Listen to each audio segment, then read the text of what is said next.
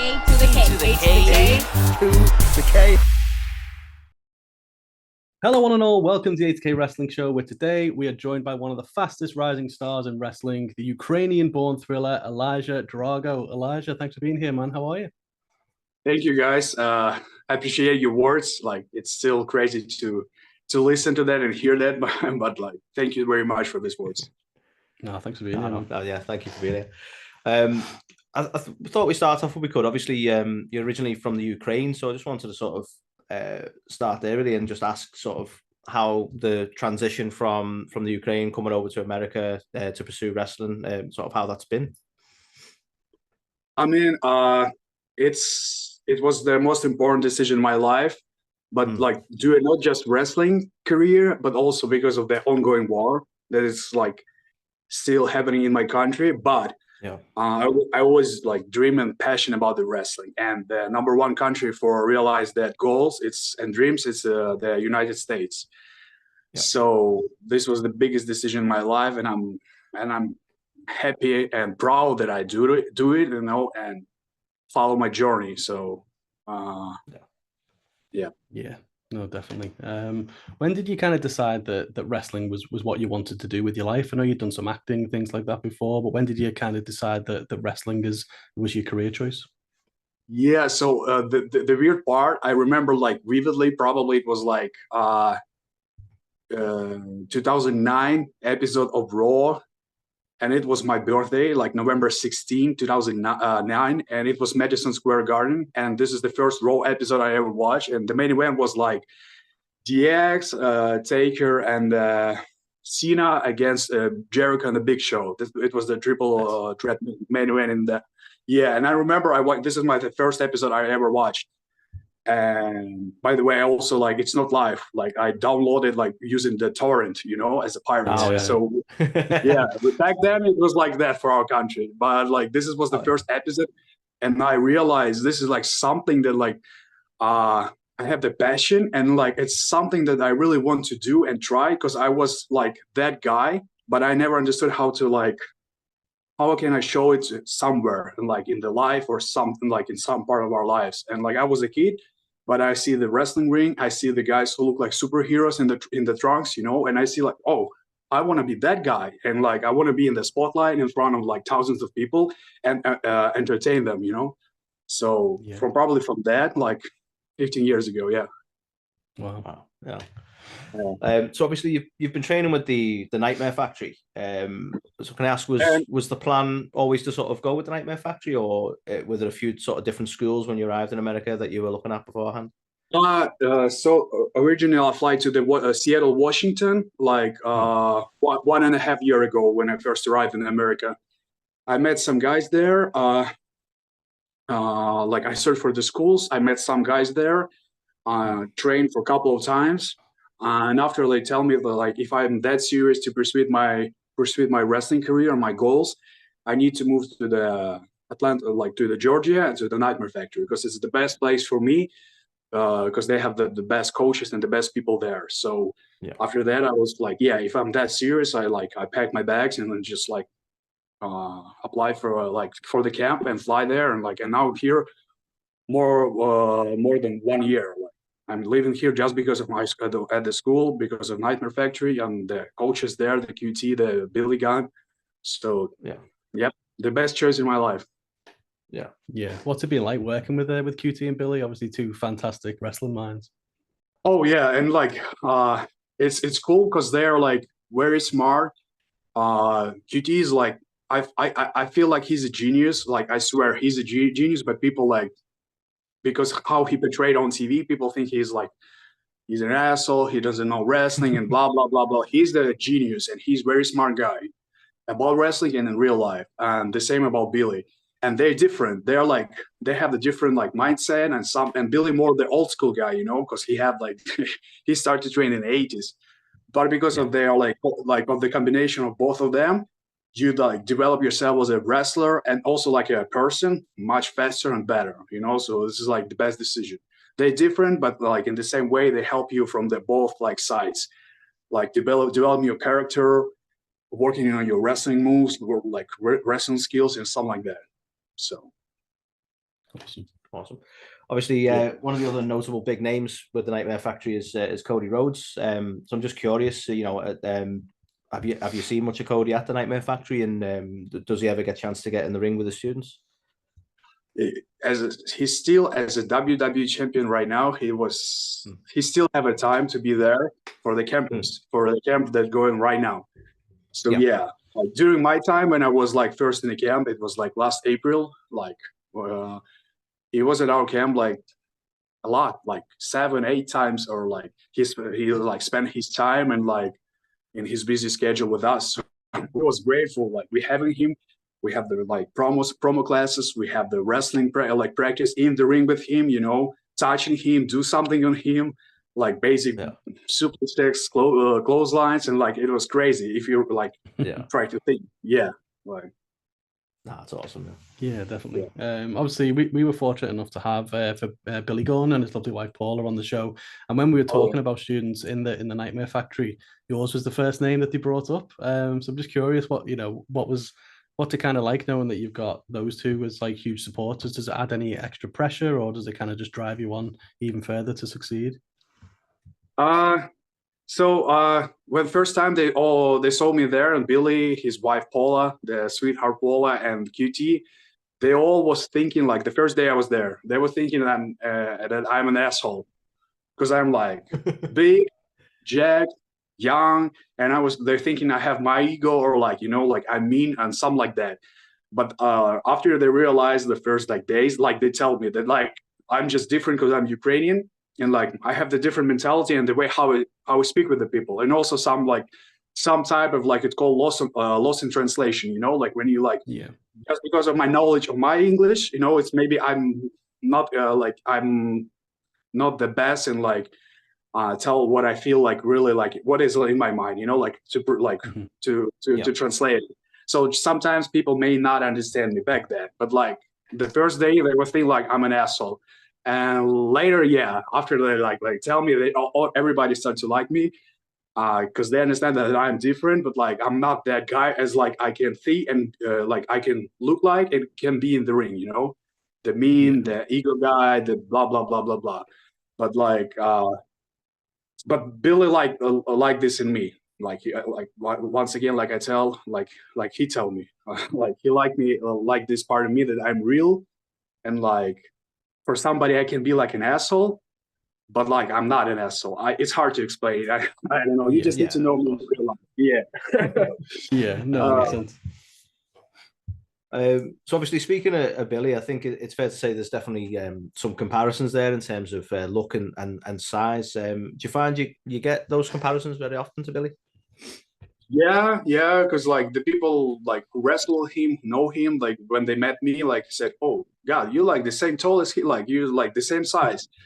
Yeah. Like I will be honest, he's like 10, 15 pounds at least bigger than me, like in the weight. But like what is like compared to height, we're similar. Like so I hear this so much from like a lot from the guys. Like like you're like Elijah. God damn, you like the same tall, the same height, like and you're the same, like you're big, athletic. It's not also how big you are. It's also the wrestling ring. So we need to be athletic. And Billy Gunn is not probably one of the best examples to be the most athletic guy.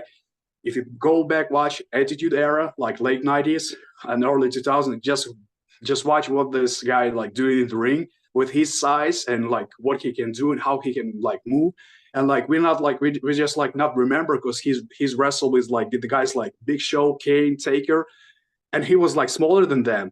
But right now, compare him right now to AEW roster or somebody like else. He's the biggest. So back then we never like feel that he's like the biggest because everybody was so big, like 6'7", 6'8", 6'9", 7. So and Billy was not looking like the best guy, the bigger guy. But right now, like you see him in AEW roster, he's like the biggest. Yeah. No, you're right. He is huge. Yeah, he is huge. Yeah, he's a giant. Obviously, so like with your kind of physique is it's very apparent that you're super ripped and super big guy, but also your agility in the ring I think is super surprising. Kind of you mentioned the comparisons with Billy in that sense. How do you kind of balance kind of training on the physique but also mastering that agility as well, being able to kind of jump over the ropes and do your spin kicks and things like that? Yes. So first of all, like Billy doesn't like me doing any of this stuff because he doesn't like. Yes, it's crazy, but he doesn't like. He actually stopped me to doing even something crazier because I can do and I won't do something crazier, but he stopped me doing that, which I understand. Like if you're a big guy, do like your moves and like not like decrease your like level of like anticipation from people, like how big you are. But I feel like the key from doing that is like, because I do some another sports before wrestling when I was a kid and like when I growing up, I do something else on the side before I was jacked and before I have the muscles. So when you like try to like you're an athlete somewhere else and you like always do that, and after you get, like you start lifting the weights and proper like food, eat the proper food, you're getting bigger and jacked. You just like try to maintain and like both worlds, you know. Some parts of that is genetic, of course. You know, like some people are faster, jumping higher, blah blah blah. But also, like if you do something just before you like lifting the weights, because it's lifting the weights itself is boring. Like just like lifting the dumbbells, barbells. But I'm playing soccer. I'm doing that. And because of all of that in like my past, it's allowed me to do everything in the ring with my weight, like to 60 pounds. You know. So I feel and I think this is like the key. Yeah, definitely impressive. Indeed, not half. So obviously you're known as the Ukrainian Born Thriller. So I just wanted to ask, sort of, how did that nickname come about? Was that a nickname that was given to you, or something you come up with, or? So if you remember, WCW have the Natural Born Thrillers. It was the stable in 2000. With the young guys from the power plant. There was like young, just started to train like me. They all was like 6'5", 6'6" at least. They was all doing some crazy stuff in the ring, like athletically wise. And I was like, god damn, I want to be like I'm this guy, like but in this era. So this was the inspirational like thing from watching that. And one of my friends, like his name is Michael. He told me, just put Ukraine because you're Ukrainian. It's also make you unique, you know. And like you always want to be like those guys and just be like Ukrainian Born Thriller. And like, holy, yeah, I will be Ukrainian Born Thriller, you know. Like, so it's like I really like this moniker, and this is like really who I am. I feel. Yeah, brilliant. We saw you've changed up your look recently as well. You used to have the longer hair. You've decided to make it a bit shorter. Why did you decide to change up your look? Are we going to see the long hair come back anytime soon? So I was thinking like to having a long hair, like rock star white, you know, especially in wrestling, like long hair, dude. Oh, how many great wrestlers like have long hair in the past and right now, you know. But after I met Billy Gunn, he told me cut the hair. Okay. So he told me that, like I tell it like it is. So he told me cut the hair because like you need to show and sell your face. And usually like I have so much hair that like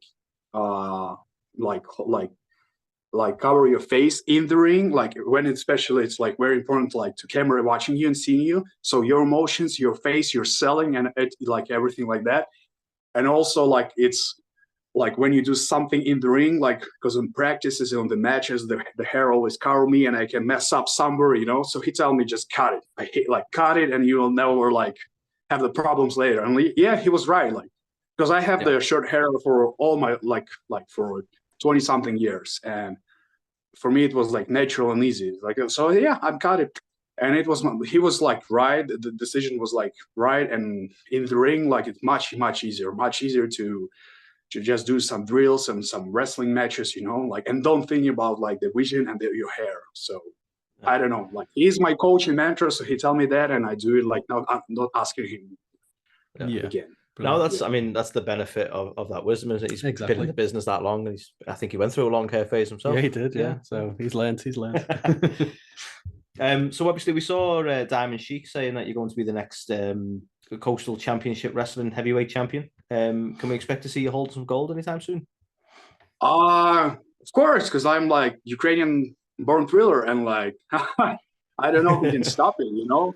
I have the title shot with QT, you know. I have the title shot with QT, and I lost it, but just because he's like the smart and experienced guy, and he know how to he know everything I like do in the ring, so he know he know how to catch me and like pin me, So it's, but I probably like, I like the moment I put the title on my belt and waist, people like, oh god damn, the title looked great on you. I said, yeah, I this is what like this is, yeah.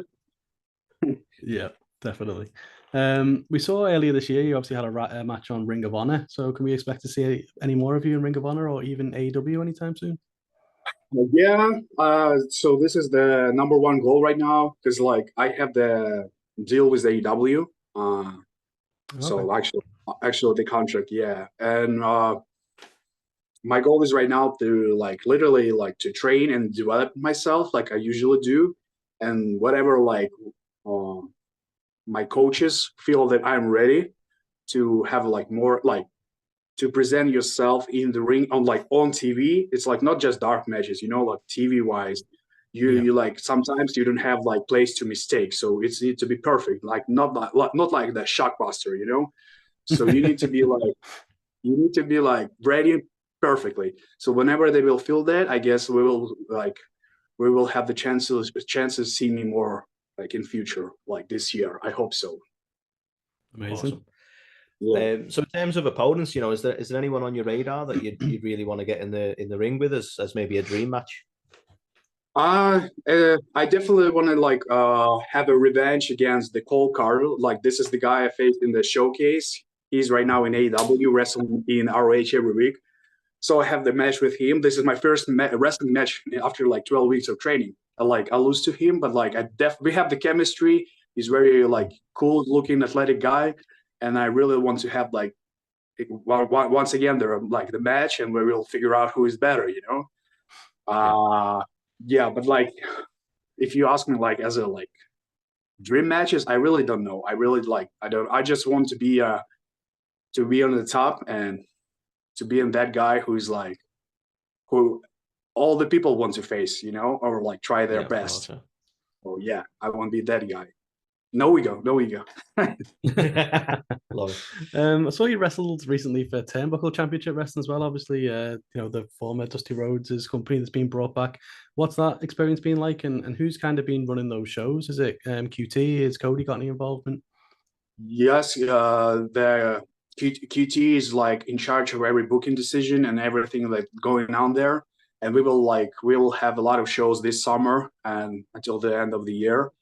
We will travel in Georgia, and the first show we have like we'll have a bunch of like WCW guys from the 90s, of course, like all the guys who like originally wrestled in the original TCW founded by Dusty in the 2000, so all those guys come back, and the people was like going crazy because like they're like wow, and the crazy part, they still all remember that, and not just WCW brand but TCW brand. They all remember those guys, and they ready to pay the tickets and they're ready to go to the shows in Georgia, because like they all remember the Yeti, the American Males, Cody Riggs, the Glacier, a lot of guys. So and right now we like continue the legacy with the rebranding, and like TCW, it's the future for a lot of guys from Nightmare Factory, because so we will be on the road and we will like wrestle a lot this summer, and you can see that later. That sounds awesome. Yeah. I wanted to ask as well. So obviously, it's only really been one Ukrainian to make it in the big time. Obviously, Vladimir Kozlov, but he was portrayed more of a Russian gimmick. Do you kind of want to be known as like the first Ukrainian at the top, to kind of really represent your country? Yes, this is the biggest goal, and this is what make me like proud to be Ukrainian, and I'm definitely like want to be portrayed as a Ukrainian, because Vladimir was like, he's born in my city, the Kyiv, the capital of Ukraine. He's born there. He's like moved to America in early 2000, and of course, like a lot of people like in America doesn't understand what difference between Russian and Ukrainian, and like the same as Rusev. Rusev was like Miro was from Bulgaria, but they asked him to be in Russian too. And the same was like here in Georgia, like promoters like from India asked me to be in Russian, and I say, guys, right now, especially after what happened 2 years ago, you can't ask me like doing that. It's like time has changed. So I want to represent my country, like using the Ukrainian flag. you will see me in the future like with little gear changes like in my entrance, inspired by some legends from the 90s. So just wait for that.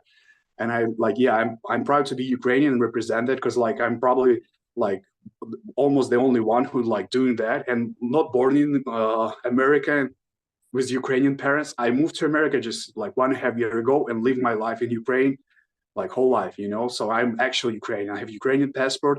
I speak Ukrainian fluently. I have the American like English accent. So I'm just proud to do that. And like Vladimir was the first one, and I hope I will be the second one. Like, but the first one actually Ukrainian like character in the ring, you know, unknown to me. Yeah. So Absolutely. Yeah. Just sort of in line with that, I suppose, is obviously typically they tend to do the you know, you're a big guy, you're not from America. They tend to portray that sort of character as a heel. Do you think that is something that is sort of the most likely scenario for yourself, or would you actually want to sort of go down the babyface route? So I think the best character is like you can portray it is something that you really are, and you just like lifted, like, you know, like just boosted like times and times. You just boosted that in like to the wrestling character, and like especially if you're a foreigner, for Americans, it's easy to be a bad guy. It's very easy. You just So I use that, and because people hate it, just hate me, boo me more. I need this, boo me more. I will, So it's easy, but also being like a pretty like big guy, you know, and like I'm not like my real friends and people who know me really close. They know that I'm like not that guy, but like it's really like easy to me being mean asshole, you know. So when you portray this guy in the ring, like people like just hate you because you're better than them. You look better than them. You know, you have like that you have everything that they not have. So you like easy to work on that with the crowd, and people just hate you for your existence. So I feel myself as like I enjoy the more like of that, doing that. I feel this, and like when people boo me, this give me the energy, you know, like this drive me. Yes, this is what I want. I feel this is my like character, being more heel than face. Yeah, no, it makes sense. Curious, you've got a tattoo on your forearm that says "I walk alone." I was just wondering what the meaning behind it was. Oh my! So it's like really literally simple and stupid. It's literally the Batista theme song. Like, nice. Yes, literally. And I was doing like 10 years ago when I just started lifting the weights. And I was inspired by Batista because he have like probably one of the best physiques in the wrestling history. And I like his theme song, and like my life is about like walking alone, you know, because I don't have parents for like long time. I'm doing everything by myself. And because of that, like I just feel like the song itself, the character, the look of Batista, everything was like pushing my brain back then. And I was like, well, I just do it. I don't know why I do it, but I do it, you know? So that's like brilliant. It means something to you. Yeah. I was wondering whether it's. I know you're a Manchester United fan. I know we were chatting before the interview. I was hoping it because you just hated Liverpool. So you don't want that no. You never walk alone. Yeah, no, but it's not. I've got to ask as well. Obviously, being a football fan, are you looking forward to the Euros? Oh God, yeah, God damn. And Ukrainian, like, of course, I will support Ukrainian, and they have like pretty solid squad. How many people play in the English Premier League? Like you can count like 5 guys at least that play in like Zinchenko, Mudryk, Mikolenko, Zabarny, and I forget another name. So like 5 guys, and they're almost the starters in their teams, you know, like whatever. And like we have a pretty decent team, and I hope we can like surprise. It'll be a surprise team, but like I'm really like hyped for the Euros. France always have the best squad by the names, but like I always like historically also support England, like always, because I have like Wayne Rooney there, half of Manchester United there, so I always support this. Of course, but they never play great. Never, they have the best squad and never play great. So but we will see. Definitely not. We will see. Yeah. We'll be supporting Ukraine as well as England this year as well. So obviously, lastly from us, I just wanted to ask sort of what your goals are for the next 6 to 12 months, and where you hope to see yourself in the next 5 years. Like so, if we speak about wrestling career, Yeah, sorry. As fast as I can, being on TV, being on that spotlight, show people what I like made of, what I can do, and of course, like the biggest, be a world champion. Of course, be a world champion, be the top star in every company you are, and just have like still like have the passion and for wrestling, because I do it for because I have the passion, I have the fun. So it's all about that, and I hope I never will lost it. Like I always will have this fire in me to doing that.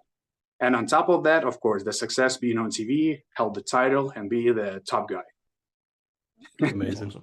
I mean, Elijah, you've got an incredibly bright future ahead. We can't wait to see everything you're going to achieve. Before we let you go, anyone who isn't aware of you, just let them know how they can keep up with you in your journey. I have the Instagram, Elijah Drago, so it's very simple to find. The Facebook and Elijah Drago, and that's it. Like I don't have anything else. Yeah. Amazing. Elijah, thank you so much for taking the time. We really appreciate it. Thank you, guys. Thank you. Yeah.